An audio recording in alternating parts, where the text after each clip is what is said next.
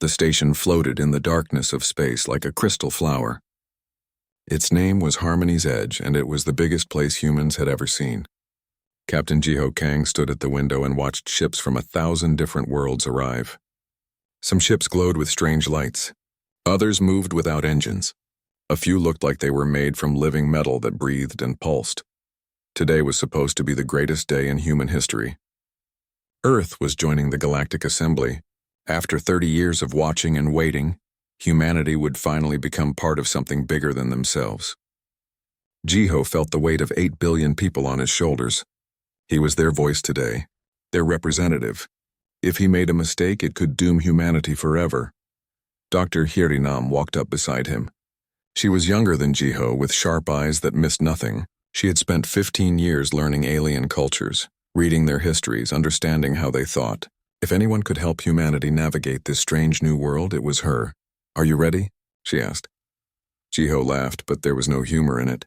"No, but when has that ever stopped us?" They walked through corridors that changed as they moved. The walls shifted to accommodate different species. The air changed too. Sometimes it was thick and warm, sometimes thin and cold. The station adjusted for everyone. Jiho saw aliens of every shape. Some floated in bubbles of water. Others walked on 6 legs. One creature was just a cloud of glowing particles that hummed when it moved. The ceremony hall was enormous. Thousands of delegates filled the space, sitting in rows that spiraled upward until they disappeared into shadow. Jiho had never felt so small, so insignificant. Every species here had been traveling the stars for thousands of years, some for millions. Humans had barely left their own solar system. At the center of the hall was a circle of light. That was where Jiho would stand. That was where the reading would happen. Yeri squeezed his arm once, then took her seat with the other humans. Jiho walked forward alone. The reading was an old tradition, older than most civilizations in the galaxy. Before any species could join the assembly, they had to prove themselves. Not with weapons or technology, with truth. The Vrin oracles would look into the soul of the representative and see what kind of species they really were.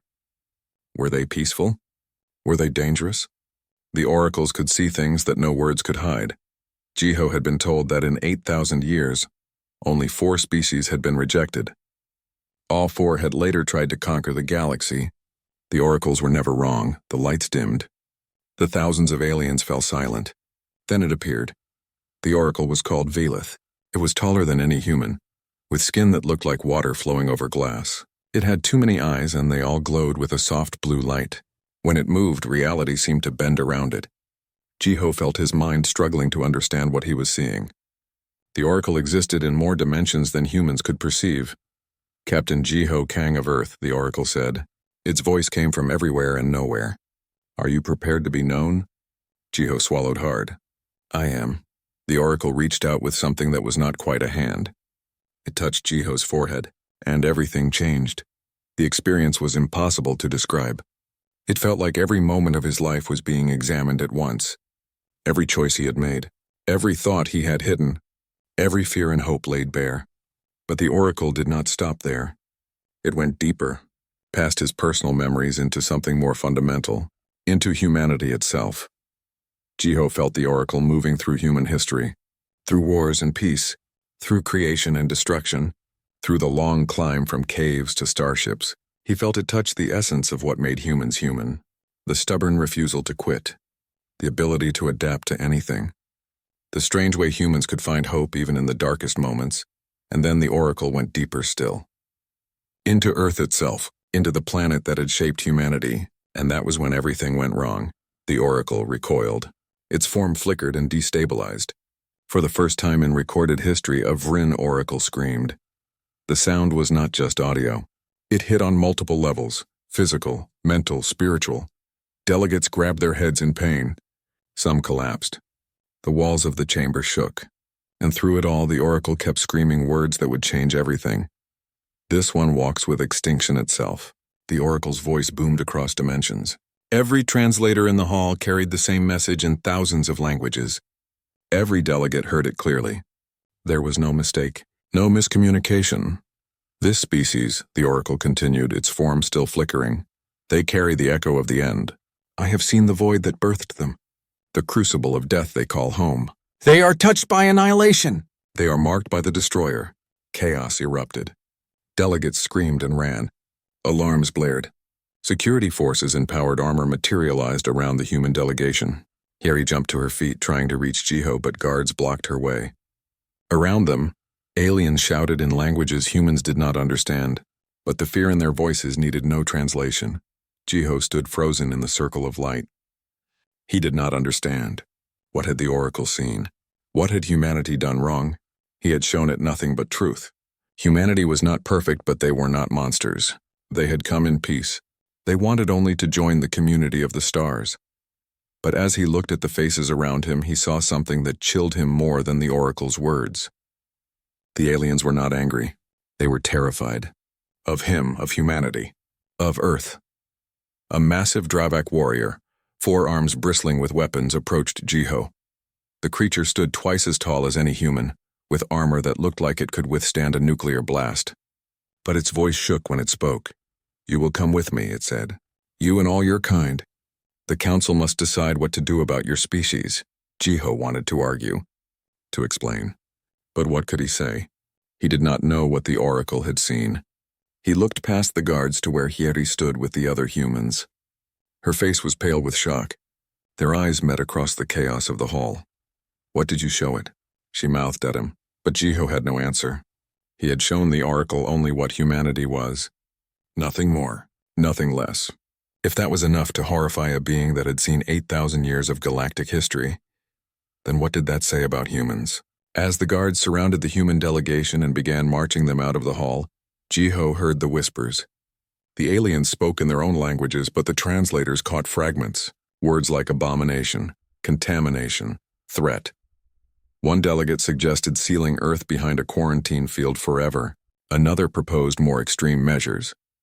The ceremony that was supposed to welcome humanity to the stars had instead branded them as something terrible, something that should not exist. And the worst part was that nobody, not even the humans themselves, understood why. Behind them, the Oracle Velith collapsed. Its form became unstable, flickering between states of existence. Attendants rushed to help it, but it seemed beyond reach. For the first time in its long life, the Oracle had seen something that broke its mind, and that something was humanity. As they were led through the corridors of Harmony's Edge, now empty and cold, Jiho kept replaying the Oracle's words in his mind. Walks with extinction, echo of the end, crucible of death. What did it mean? How could humanity, who had only just reached the stars, be connected to something as fundamental as extinction itself? They were taken to a secured wing of the station. Not quite a prison, but not freedom either. The guards sealed the doors and posted sentries. Through the windows, Jiho could see the stars. Somewhere out there was Earth. Home. 8 billion people who had no idea that their first contact with the galaxy had gone so catastrophically wrong. Hieri sat down beside him. Neither spoke for a long time. What was there to say? They had come seeking acceptance and found only fear. They had offered friendship and been met with horror, and they still did not know why. Finally, Hieri broke the silence. Whatever that Oracle saw in us, it was fundamental.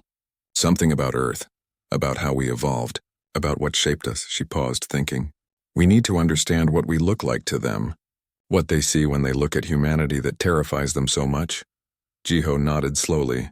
The Oracle had not lied or exaggerated. That was not what oracles did.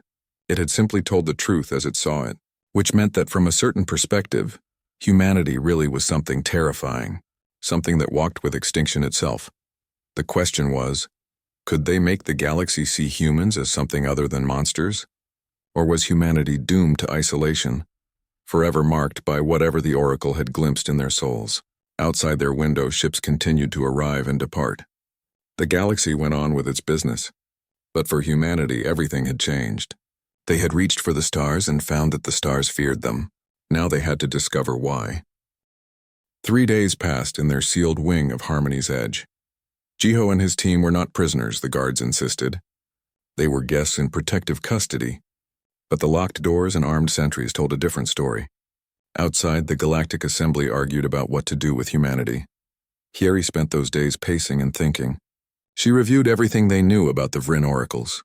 They were psychic beings who could see across dimensions. They perceived reality in ways humans could not imagine. When Velith looked at Jiho, it had seen something beyond the man himself. Something about humanity as a whole, about Earth. The Oracle had spoken of a crucible, a void, death itself. What on earth could provoke such a reaction? On the fourth day, they received their first visitor. A crystalline being named Takith entered their quarters. It moved with clicking sounds, its body refracting light into rainbow patterns. Takith was a Lithan, and it had studied galactic history for 800 years. Longer than human civilization had existed. I have a theory about what the Oracle saw, Takith said. Its voice came from vibrations in its crystalline structure. But you will not like it. Jiho gestured for it to continue. At this point, any explanation is better than none. Takith settled its form and began. The story it told was about the galaxy itself, about cycles that most civilizations had forgotten. Every 250 million years, something catastrophic happened. Advanced civilizations vanished. Entire regions of space went dark. The Assembly called them the Purge Cycles. The last purge happened 248 million years ago, Takith explained. The galaxy was full of great civilizations. Then in the span of a few thousand years, they all died. We have ruins, records, but no survivors. Hieri frowned. What does this have to do with Earth? Takith turned its many-faceted eyes toward her. 248 million years ago, Earth experienced something called the Permian extinction, the worst extinction event in the planet's history. 96% of all marine species died. 70% of land species vanished. Earth should have become a dead world, but it did not. Life survived. It adapted. It came back stronger and more diverse than before. Earth has faced 5 major extinction events, Takith continued. Each one would have sterilized most planets in the galaxy. But life on Earth persisted through all of them. You humans are not just survivors. You are the descendants of survivors, of creatures that endured what should have been impossible. The words hung in the air. Jiho thought about Earth's history. The asteroid that killed the dinosaurs. The ice ages. The volcanic eruptions that darkened the sky for years. Humanity had learned all of this in school, but they had never thought of it as unusual. It was just how things were. Most species in the galaxy evolved on stable worlds, Takith said. Worlds with calm weather, steady climates, few predators. Earth is different. Your planet is violent. Your atmosphere is filled with oxygen, which most species consider a toxic, corrosive gas. Your gravity is crushing. Your weather systems are chaotic. Your tectonic plates shift constantly, creating earthquakes and volcanoes. Hieri started to understand. You're saying Earth is a death world? Yes, Takith said simply. And you humans are death world predators. You can run for hours, chasing prey until it collapses from exhaustion. You can survive injuries that would kill most aliens. You can eat foods that are poisonous to other species. Your immune system fights off threats that would devastate entire planets. You evolved in hell and it made you strong. Jiho sat back, processing this. To humans, Earth was just home. Yes, it had challenges, but humanity had always overcome them. That was what humans did. They adapted. They persisted. They found ways to survive. But to the galaxy, looking at humanity from the outside, they must seem like something from a nightmare. Creatures who thrived in conditions that would kill others. Beings who had been shaped by repeated apocalypses. When Oracle Velith looked into your mind, Takith said to Jiho, it saw all of this. It saw humanity's connection to extinction. Not because you cause it, but because you survive it. You carry within you the capacity to endure what destroys civilizations. To the Oracle, you are living echoes of the Purge itself. Hieri stood and walked to the window. Beyond the glass, stars glittered peacefully. So what do we do? How do we convince the galaxy that we're not monsters? Before Takith could answer, alarms began blaring throughout the station. Red lights flashed. The artificial gravity fluctuated. Outside the window, Hieri saw ships scrambling in panic. Something was wrong. Very wrong. A guard burst through their door, the massive Dravak warrior who had detained them days ago. But now its forearms trembled. Its voice was tight with fear. The sensors, it said. They've detected something at the galaxy's edge. A wave of spatial disruption. It matches the patterns from the old records. From before the last purge. Takith's crystalline body rang like a struck bell, a sound of pure horror. The Oracle had not been warning them about humanity. It had seen something else. Something connected to what humans carried in their very essence. The next purge cycle was beginning. Over the next hours, information flooded in from deep space monitoring stations. Star systems at the galaxy's rim were going dark, power grids failing, entire colonies losing contact. The pattern spread like a wave through space. It was slow by cosmic standards, but devastating in its scope. The Assembly's greatest scientists studied the data.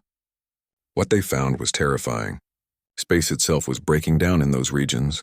The fundamental laws of physics became unstable. Stars flickered and died. Planets drifted from their orbits. At the center of each affected area was a tear in reality, a wound in the fabric of existence that radiated energy, that unmade matter at the quantum level. This was the purge, a natural phenomenon where the universe itself underwent a catastrophic reset. The wave was spreading toward the galactic core. At current speeds, it would reach the heart of assembly space in 18 months, maybe less. The assembly leadership convened an emergency session. Jiho, Hieri, and Takith were summoned to attend. The great chamber was filled with thousands of delegates, but the earlier grandeur was gone. Now there was only fear. Fleet Admiral Korthak, a senior drawback commander, presented military options. They could build shields, deploy weapons, create a defensive line using quantum disruptors. But even as he spoke, the scientists were shaking their heads.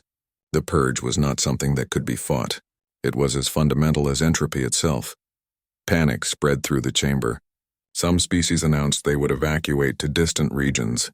Others proposed hiding in pocket dimensions. Still others simply sat in stunned silence. In 8,000 years of assembly history, this had never happened. The purge was supposed to be ancient history, a myth, not a current threat. Then Jiho stood up. He had not planned to speak, had not prepared any words, but something in the chaos called to him. A familiar feeling. He had seen this before. Not this exactly, but the pattern of it. Humanity had faced extinction 5 times. Each time people had panicked, had tried to fight the unfightable, and each time survival had come from something else entirely. "May I speak?" he asked. The chamber fell silent. Thousands of eyes turned toward the human, the species that walked with extinction. Perhaps some thought that was exactly who they needed to hear from now. "You are looking at this wrong," Jiho said. His voice was steady, calm. "You are trying to stop extinction. You cannot. We know because we have tried. Earth has faced this 5 times. 5 times we thought it was over, and 5 times something survived. Not because it was the strongest, not because it had the best weapons, but because it could adapt, because it could hide, because it could persist." He had rejoined him. She had been thinking about this since Takith explained about death worlds, about what made humans different. Now she understood what that difference meant. The species that survived Earth's extinction events had specific traits, she said. They were adaptable. They could change quickly. They were spread across many different environments. They required few resources. Some could even become dormant, pausing their life processes until conditions improved. A new voice joined the discussion. Commander Do-Hyun Park had just arrived from Earth with additional military advisors. He was a strategist, and he saw the tactical implications immediately. "You cannot save everyone," he said bluntly. "You cannot save every world. But you can maximize survival probability across your species. Think of it as civilizational insurance. You preserve enough diversity, knowledge, and population to rebuild afterward." The 3 humans presented a framework. It was not pretty. It did not save everything. But it offered something the galaxy had lost in their panic. It offered hope. First, build deep shelters on stable worlds far from the purge wave. Make them self-sufficient. Stock them with genetic samples, cultural archives, and carefully selected populations. Design them to last for thousands of years if necessary. Second, convert generation ships into survival arcs. Launch them away from the purge wave. Make them redundant and self-repairing. Let them travel for centuries if needed. Third, for those who cannot evacuate, implement rapid adaptation protocols, genetic modifications, habitat diversity, behavioral flexibility. Even if 99% died, the 1% that survived would carry on. Earth had 8 months to prepare for the end of the world. Every nation, every organization, every community mobilized. This was not a war that could be won with weapons. This was not a disaster that could be avoided with technology. This was existence itself breaking down. The only option was to survive it. Jiho returned home with Hieri and Do-Hyun. They had become the face of humanity's survival effort. The Assembly was watching. If Earth could successfully implement the protocol on their homeworld, it would prove the concept for other species. If they failed, the entire plan would collapse. The pressure was immense. But humanity had faced pressure before. They had climbed from caves to cities, from stone tools to starships. They had survived ice ages and plagues and wars. This was just one more impossible challenge. And humans were good at impossible challenges. Engineer Minji Ko led the deep shelter construction. She was 34 years old and brilliant. She could design systems that would function for centuries without maintenance. But even her genius had limits.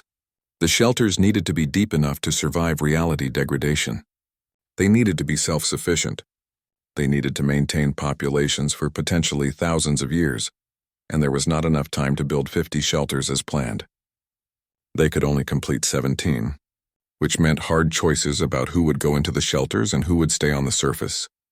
Minji tried not to think about her family.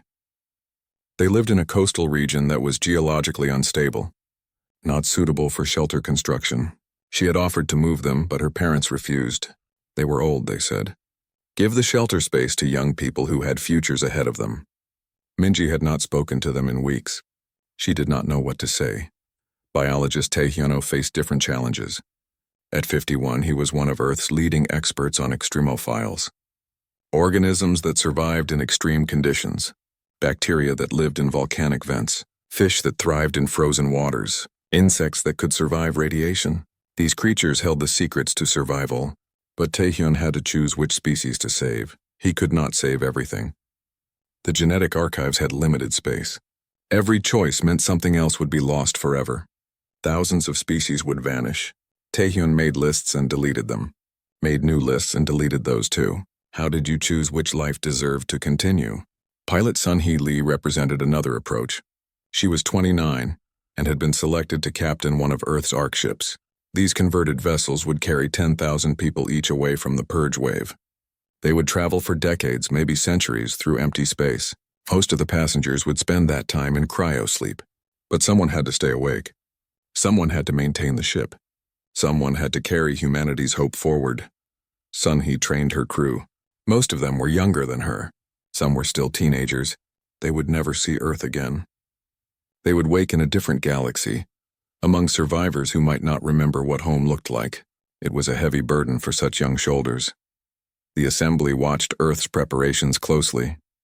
Some species sent aid, advanced materials that could withstand reality degradation, power systems that drew energy from quantum fluctuations. Taketh arrived on Earth as the official observer.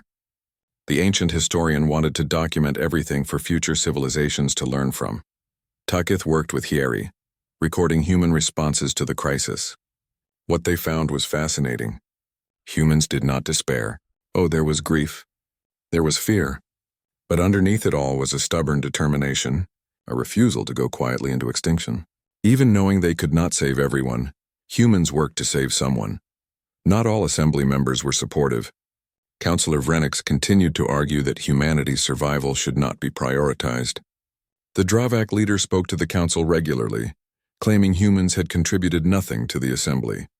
Why should they receive resources when older, more established species needed them?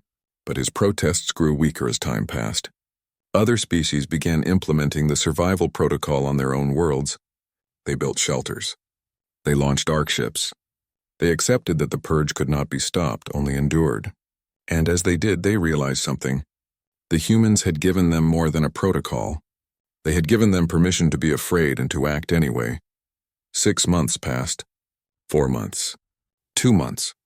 The purge wave grew closer. Space telescopes showed the wave of destruction spreading through the galaxy. Star systems went dark. Colonies fell silent. The wave was visible now, a distortion in space itself. It looked like reality was tearing apart at the seams. With 2 weeks remaining, Earth completed its preparations. 17 deep shelters were operational. Each held 3,000 people, carefully selected for genetic diversity and essential skills. The shelters were stocked with seeds, genetic samples, cultural archives, and enough supplies to last decades if necessary. 6 ARC ships launched. 60,000 people total, leaving Earth forever. Sun-hee stood on the bridge of her ship and watched her homeworld shrink in the view screen. She wondered if she would ever see it again. If there would be an Earth to return to. The Ark ships scattered in different directions, random trajectories to maximize survival probability. If one ship was destroyed, the others would continue. If one crew failed, the others would carry on. It was pragmatic. It was cold. It was necessary. On Earth, billions remained. Not everyone could go into the shelters or onto the ships. Most people would face the purge on the surface. Some gathered with family. Some continued working to the last moment. Some simply waited and watched the sky. Jiho stood at a monitoring station with Hyeri, Dohyun, Minji, and Taehyun. They had done everything possible. Now there was nothing left but to see if it was enough. The sensors showed the purge wave approaching, not as a physical thing, but as a fundamental breakdown of reality. In the affected regions, physics stopped working normally. Matter became unstable. Energy patterns dissolved. Existence itself seemed to forget how to exist. They could see it now with their own eyes. The sky began to distort. Stars flickered and went out. The air itself seemed to shimmer with wrongness. Power grids started failing across the planet. Electronics shorted out. Even gravity became unreliable in places. Minji looked at her companions. It's time. We need to seal the shelters. They said their goodbyes quickly. No time for long speeches. Dohyun would go to Shelter 4. Taehyun to Shelter 9. Hyeri would join Takith at Shelter 7, documenting everything for future generations. Jiho and Minji would also go to 7. They needed to spread the leadership across the shelters, but they also needed some to stay together. The descent into Shelter 7 took 2 hours. Elevator after elevator going deeper into the earth, past the bedrock, past the water table, into solid stone that had existed for billions of years. If anything on Earth could withstand the purge, it was this ancient rock. The shelter was like a small city. Hydroponic farms, water recycling systems, nuclear power plants that could run for decades, living quarters, medical facilities, schools, everything needed for 3,000 people to survive indefinitely. It was impressive. It was also terrifying. This would be their entire world for years to come. The final door sealed with a deep thud. Mechanical locks engaged, pressure equalized. They were cut off from the surface now. From the sky, from the stars, from everything they had known. The only connection to the outside world was a single emergency communication system. And even that would only work if there was still a world to communicate with. The purge wave hit Earth 12 hours later. The sensors showed it as a cascade of failures. Reality stopped working normally. Time became fluid. Space warped. The monitoring systems went offline one by one. Then even those failed. They were blind now, sealed in their underground sanctuary with no way to know what was happening above. Inside the shelter, people tried to maintain normal routines. Children attended classes. Adults worked their assigned jobs. But everyone was thinking the same thing. What was happening to Earth, to their families who stayed behind, to the civilization humanity had built over thousands of years? Days passed, weeks, months. The shelter functioned as designed. The hydroponic systems produced food. The water recyclers worked perfectly. The power never failed. But the isolation wore on people. Some grew depressed. Others angry. A few simply shut down, unable to process the magnitude of what had happened. Minji kept herself busy by maintaining the systems. Every day she checked every component, made small adjustments, fixed minor problems before they became major ones. It gave her purpose, kept her mind occupied, kept her from thinking about her parents on the surface. Jiho and Hyeri worked with the shelter's leadership to maintain order and morale. They established routines, created entertainment, encouraged people to form communities. It was important to remember that they were not just surviving, they were preserving humanity. Every person here carried the future. Takith observed everything. The ancient historian had seen many things in 800 years, but never this. A species willingly entombing themselves to survive extinction, recording their culture and knowledge for a future that might never come. It was simultaneously tragic and beautiful. The Lithans did not have a word for what humans were doing. The closest translation was stubbornness, or perhaps hope. The first weeks after emergence were chaos. Minji's team explored the area around Shelter 7, mapping the transformed landscape. What they found was both encouraging and disturbing. The ruins of human civilization remained, But nature had reclaimed them with shocking speed. Buildings were covered in vegetation that seemed to grow as they watched. Roads had disappeared under new forests. The Earth they knew was gone, but it was not dead. Far from it, the planet teemed with life. Some species they recognized. Birds that looked like evolved versions of crows. Mammals that resembled deer but with strange adaptations. Fish in the rivers that glowed with bioluminescence. The purge had accelerated evolution somehow. Compressed millions of years of change into a handful of years. Communication proved difficult at first. Most satellites were destroyed or disabled. Radio signals were unreliable. But Minji and her engineers worked miracles. They salvaged equipment, built new transmitters. Slowly, painstakingly, they established contact with other shelters. Shelter 3 responded first, then Shelter 11, then 9 where Taehyun had waited. One by one the shelters reported in. Not all survived. Shelter 2 had experienced a catastrophic system failure. Shelter 14 flooded. Shelter 6 never responded. But 12 shelters remained intact. Over 36,000 humans had survived on Earth. Taehyun emerged from his shelter with extensive data about the genetic samples they had preserved. The news was mixed. Some species had been lost despite their best efforts. Others adapted better than expected. But the real surprise came when they analyzed samples from the new ecosystem. Many of the strange new species were descended from Earth organisms. They had evolved rapidly during the purge, adapting to the changed conditions. This was familiar. Earth had done this before. After each extinction event, life rebounded with explosive diversification. New species filled ecological niches left by the dead. The purge was just the 6th extinction event. And once again, Earth's biosphere proved its resilience. 3 months after emergence, they received the signal they had been hoping for. It came from deep space, weak and distorted but unmistakable. Oracle Velith had survived. The Vryn temple ships had protected themselves by partially phasing out of normal space during the purge. It was a technique they had kept secret for millennia. Their last resort. Velith's message was brief. The assembly had survived, but barely. Of the original 4,000 species, only about 600 remained. Some had better survival rates than others. The species that implemented humanity's protocol quickly lost 30 to 50% of their populations. Those who delayed or refused lost 90% or more. Harmony's edge was gone, destroyed when the purge wave tore through its orbital position. But several regional stations survived. They were battered and barely functional, but they existed. The galaxy had endured. Takith emerged from Shelter 7 with Hieri. The Lithan historian had documented everything about humanity's survival. The decisions they made, the systems they built, the way they maintained hope even in the darkest moments. It would become the foundation for rebuilding galactic civilization. Over the following months, more survivors made contact. The Dravak had lost their homeworld, but saved several colony worlds. The Lithans preserved most of their population in crystalline stasis vaults.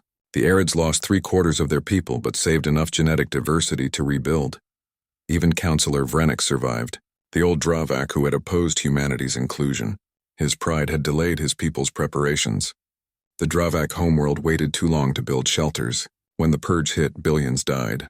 Vrenix survived only because he happened to be on a regional station that implemented the protocol against his advice.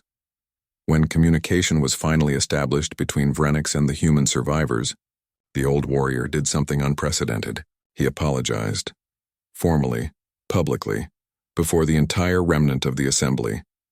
"I called humanity unproven," Vrenix said, his voice heavy with grief. "I said you had contributed nothing to the assembly. I was wrong. My pride killed billions of my people. Your humility saved billions of yours. You carried knowledge we had forgotten.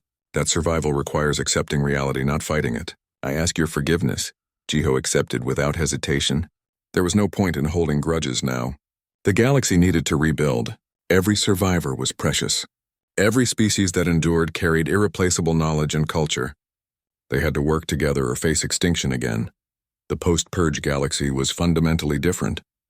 Species that once commanded thousands of star systems now controlled dozens. Populations that numbered in the trillions were reduced to billions or millions.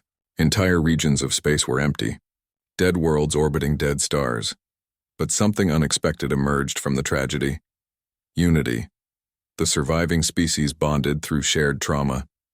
They recognized their interdependence. The old hierarchies and politics seemed meaningless now. What mattered was survival, cooperation, rebuilding.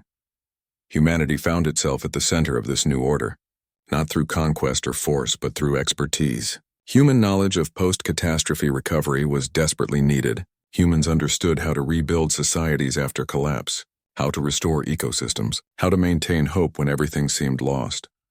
Minji led engineering teams that helped reconstruct infrastructure across the galaxy. She taught other species the principles of redundancy and resilience, how to build systems that could fail partially without collapsing completely, how to design for survival rather than efficiency.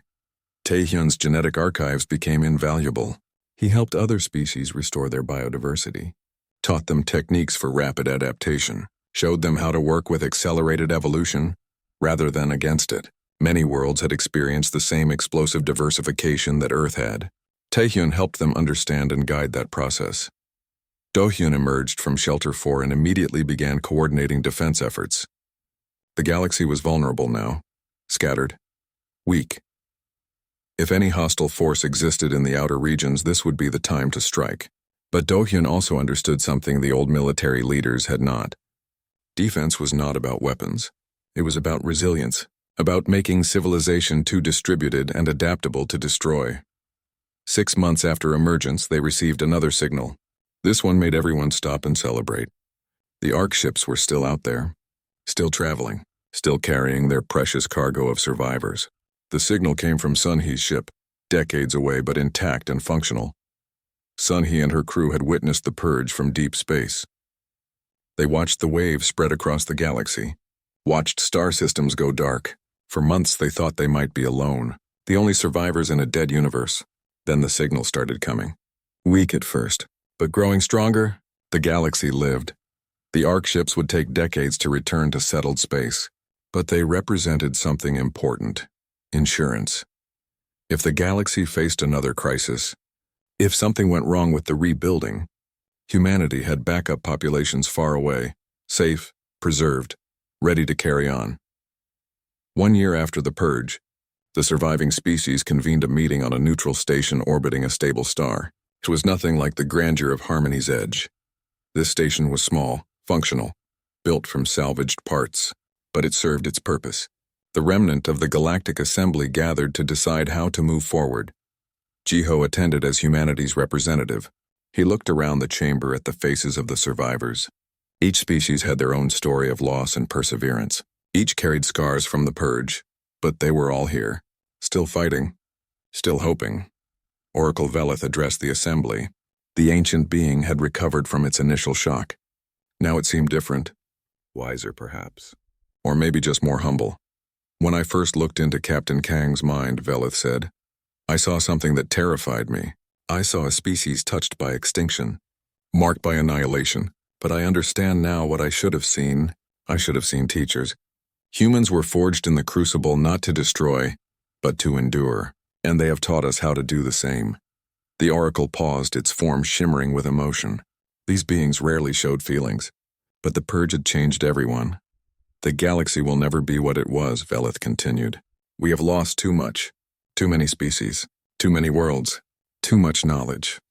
But we have gained something as well. We have learned humility.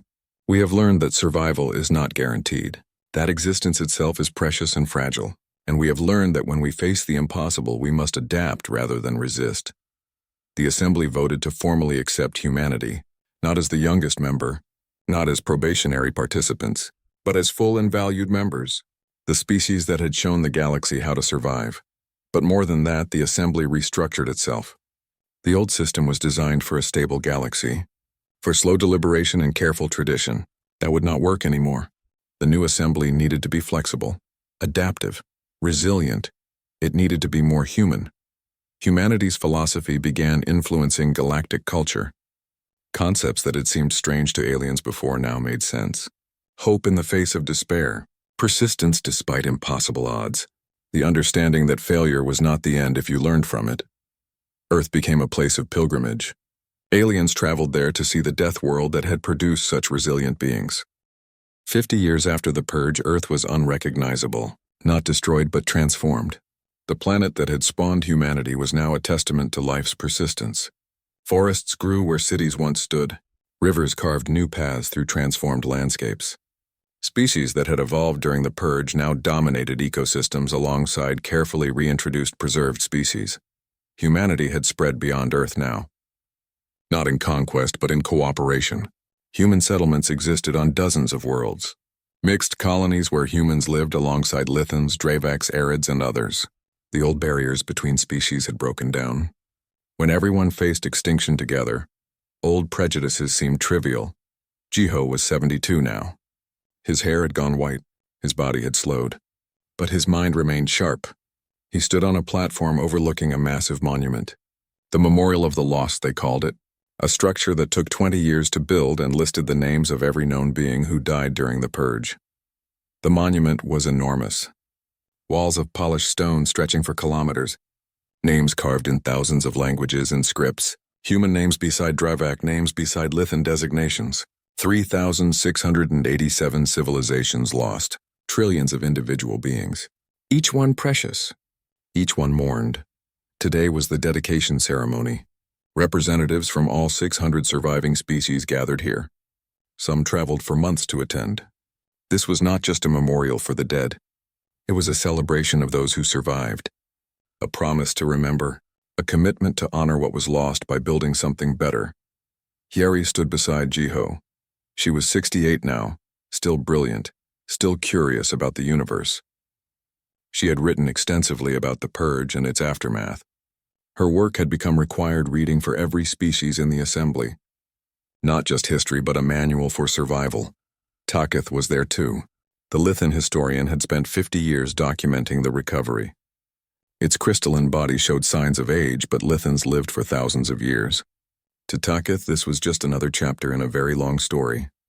But an important one. Perhaps the most important Oracle Velith had come as well.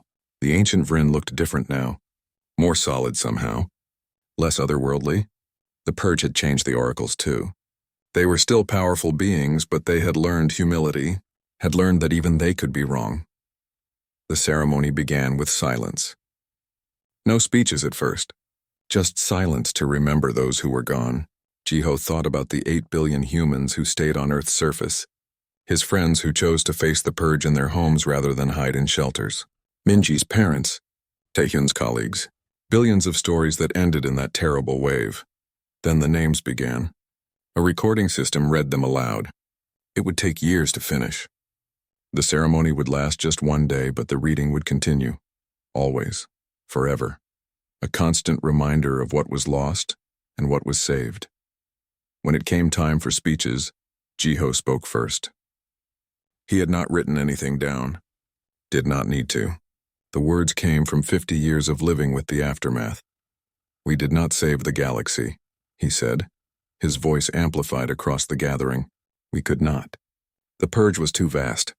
Too fundamental. What we did was teach what Earth taught us. That survival is not about being invulnerable. It is about being adaptable. That extinction is not the end if something endures. That life against all odds persists. He paused, looking at the faces around him. Humans and aliens. Young and old. Survivors and those born after. This monument is not just for the dead, Jiho continued. It is for the living. For us and for those who come after. So they will know what was lost. So they will understand the price of existence. So they will remember that life is precious and fragile and worth fighting for. As he spoke, the monument came alive. Images appeared on its surface.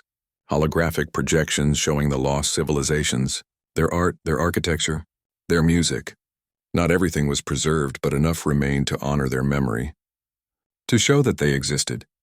That they mattered. Oracle Velith spoke next. The ancient being moved to the center of the gathering, its presence making reality shimmer. 50 years ago, I looked into a human soul and screamed, Velith said. Its voice resonated across dimensions. I saw something that terrified me. But I misunderstood what I saw. I saw humanity's connection to extinction and thought them dangerous. I should have seen them as essential. The oracle gestured toward Jiho. Toward all the humans present. Toward Earth itself. Humans do not walk with extinction as destroyers, Velith continued. They walk with it as teachers. They have faced the end 5 times on their world. 5 times they survived through adaptation, persistence, and hope. When the 6th extinction came, they knew what to do. And they shared that knowledge freely with all of us. The oracle's form pulsed with light. With emotion, we owe humanity a debt that can never be repaid, Velith said. They saved us not through power, but through wisdom. Through the hard lessons learned in Earth's crucible. This galaxy exists because humans taught us how to endure. Other speakers followed. Counselor Vrenix, now elderly even by Dravak standards, spoke of his people's losses and what they learned. Takith presented historical analysis showing how humanity's approach saved billions of lives across the galaxy. Yeri discussed the psychological aspects of survival and recovery. But the most moving speech came from someone unexpected. A young human named Bora. She was 20 years old. Born in Shelter 7 5 years before emergence. She had never known the old Earth, had never seen the galaxy before the Purge. To her, the current reality was not a diminished version of something greater. It was simply the world. I grew up hearing stories about the Purge, Bora said. About the old Earth, the old galaxy, the billions who died, and I felt guilty for being born after, for not experiencing what they experienced, for not suffering what they suffered. She looked at the monument, at the endless names, but I understand now. They did not survive so we could feel guilty. They survived so we could live, so we could build something new. This galaxy is different from what it was, smaller, more humble, but also more united, more aware of how precious life is. That is their gift to us. Her words struck deep. Many in the audience had been born after the Purge. They had lived with the legacy of that catastrophe without experiencing it directly. Bora gave voice to their struggle, their purpose. The ceremony continued through the day. Music from 100 worlds, dances from cultures that almost vanished, stories told in languages that nearly died. It was a celebration of survival, of persistence, of the stubborn refusal of life to surrender to oblivion. As evening fell, Jiho found himself standing with old friends, Yeri, Takith, Dohyun, who had come from a distant colony for the ceremony. Minji, still working on infrastructure projects across the galaxy. Taehyun, whose genetic archives continued to restore biodiversity to damaged worlds. They watched as families moved through the monument. Humans and aliens walking side by side, children of different species playing together in the shadow of the memorial, the future taking shape. Do you think we will be ready when the next purge comes? Yeri asked quietly. In 250 million years. Jiho considered the question. It was impossible to know. 250 million years was an inconceivable span of time. Civilizations would rise and fall. Species would evolve. The galaxy would change beyond recognition. If they remember what we learned, he said finally. If they remember that survival requires humility and adaptation. If they remember that life persists, then yes, they will be ready. Takith chimed in, its crystalline voice thoughtful. I will ensure they remember. I and my descendants will preserve these records. We will tell this story until the stars grow cold. Not just what happened, but why it mattered, why you mattered. As darkness fell, lights activated throughout the monument. Not harsh artificial lights, but gentle bioluminescent ones. Carefully designed organisms that glowed with soft light. A living memorial for the dead.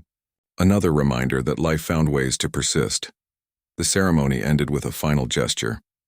Every attendee was given a seed. Different species, different worlds. They would plant these seeds wherever they went. Create gardens across the galaxy, living symbols of growth and renewal. Jiho held his seed carefully. It came from Earth, a tree that had evolved during the Purge. It would grow in the transformed soil of the homeworld and spread to other planets. A small piece of Earth reaching out across the stars. As people departed, Jiho remained at the monument, looking at the names, thinking about the journey that led here, from that terrible moment 50 years ago when the Oracle screamed, through the preparation and the Purge itself, through the long years of recovery and rebuilding, to this moment of remembrance and hope. He thought about the question that had haunted him for years. What had the Oracle really seen when it looked into his soul? He understood now. Velith had seen Earth, had seen the 5 extinctions, had seen the crucible that forged humanity. And in that crucible, the Oracle glimpsed the fundamental truth about life itself. Life and extinction were not opposites. They were partners. One defined the other. Life existed because it could survive extinction, because it adapted and persisted and found ways forward even when the path seemed impossible. Earth had taught that lesson 5 times. Now the galaxy understood it too.